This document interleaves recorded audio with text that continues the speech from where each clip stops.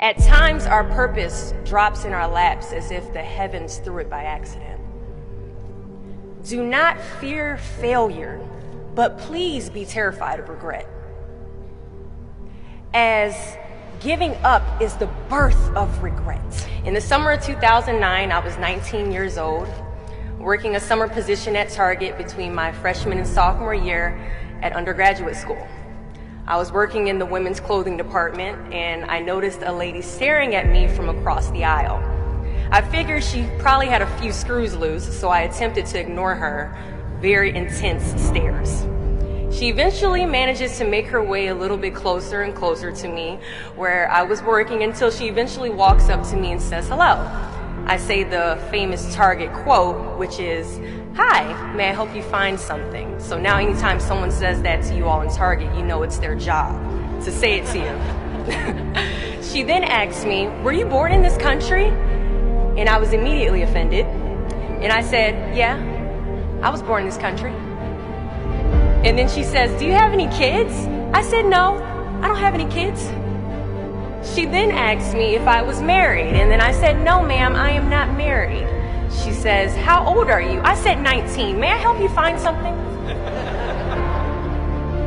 She then says, "You are the most beautiful girl I have seen." And I said, "Oh, thank you." I didn't work that much for my makeup, but I did the best I could, but thank you. And then she says, "I think you could be the next Miss USA." And I stare at her in pure disgust and said, "Pageants? You're telling me pageants like Sandra Bullock, Miss Congeniality. Pageants? You think I should compete in pageants? I'm in the Army, okay? We don't do pageants in the Army." She then asked me to meet her at Starbucks the very next day before my next shift at Target. And she just wanted to do a little bit of explaining when it comes to what pageants is. And apparently I was a pretty open-minded 19-year-old because I actually agreed to meet her the very next day. The next day, she brought this foot-tall stack of pageant books and proceeds to convince me to enter into a state pageant 3 months later. For those who do not know, when it comes to Miss USA, you have to win your state first, okay? So 3 months later, I compete in my first pageant, and I lose. I go back the second year, compete in the state pageant. I lose. Go back the third year, compete in the state pageant, and lose. Go back the fourth year, compete in the same pageant, and lose. I go back the fifth year, y'all, compete in the state pageant and lose. But guess what? I go back the sixth year. Guess what happens? I lose. I called her on the phone and said, "You told me I could be the next Miss USA." And she says, "Deshauna, keep working, don't quit, keep going back." And in June of 2015, she passes away from leukemia. 6 months later, in December 2015, I win Miss District of Columbia, USA.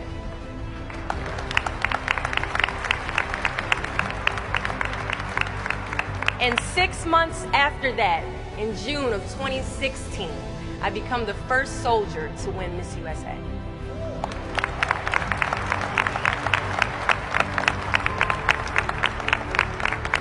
And you all already know where I'm going with this.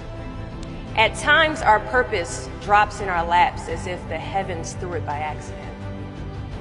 I ask only one thing of you all today after you leave this building, after accomplishing an amazing goal. Do not fear failure, but please be terrified of regret. As giving up is the birth of regret. After you walk out this door, you will receive 100 doors shut, slammed in your face. You will have 100 moments that will be filled with someone telling you no, or telling you, "Thank you for your application, but we regret to inform you that we've chosen a different candidate for this job." You will sit in 100 different interviews and you will not get the job.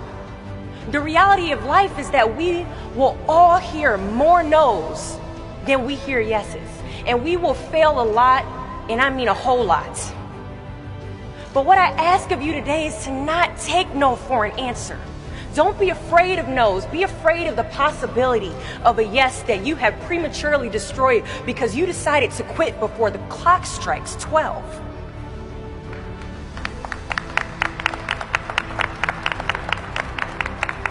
You can ask anyone, friend, family, anybody. I love a good no. Please tell me no. Telling me no is like adding fuel to a fire that is now set ablaze because of your single no. I love additional reasons to work harder. Please give me a reason. So today I challenge you to fight, to work, to not stop here, to believe so heavily in your aspirations that you too will not fear the word no, but instead you will choose to welcome it. Thank you for your time.